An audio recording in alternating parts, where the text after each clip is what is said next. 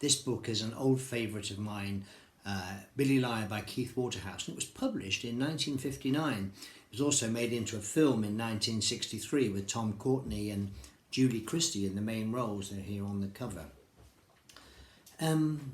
Why do I like this book so much? And why do I like the film so much? I think it's partly being the age I am and the age that I was when I saw this.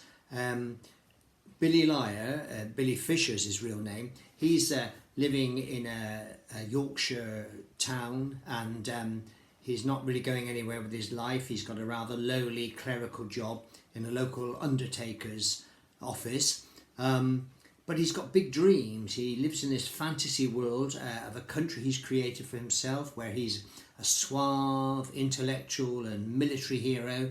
I mean, totally different from the life he's living. What you see, I think, in the film, perhaps more than in the book, John Schlesinger directed the film, you see Britain on the turn. The film's in black and white, and it opens with shots of old buildings being knocked down and new shopping centres and the kind of brutal architecture of the 1960s beginning. So Waterhouse has captured a society changing and about to change dramatically, and he's captured an individual, Billy Fisher, who can't change. Now, he's infatuated with Julie Christie, who's a real free spirit, and she wants him to run off to London with her. And what young man in the early 1960s wouldn't want to run off to London with Julie Christie? I certainly did. But also, like Billy Fisher, wouldn't have never had the nerve. His fantasy life that he lives is mocked by his colleagues who he works with. His family think, his mother thinks he's just ridiculous and fusses around him.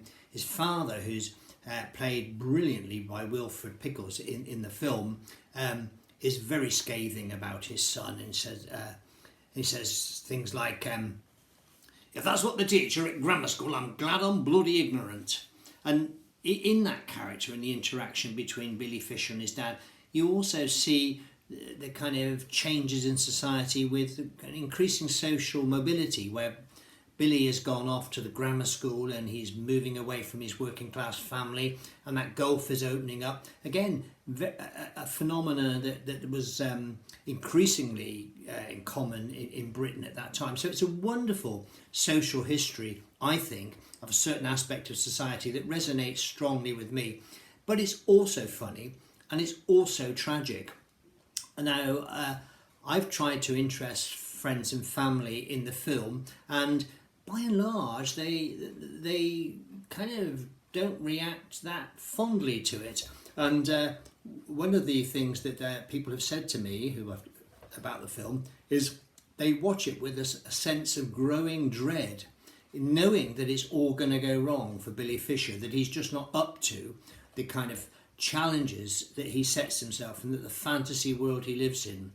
Well, I don't know whether it's something about me. I just think it's marvellous. It is poignant and it is funny, and it is serious and it is light-hearted, and it is kind of adolescent life in a provincial place in the early 1960s, before everything went up in the air and the world changed and people changed as well. So I love it. I strongly recommend it. I'm still very fond of it after all this time. Billy Liar by Keith Waterhouse.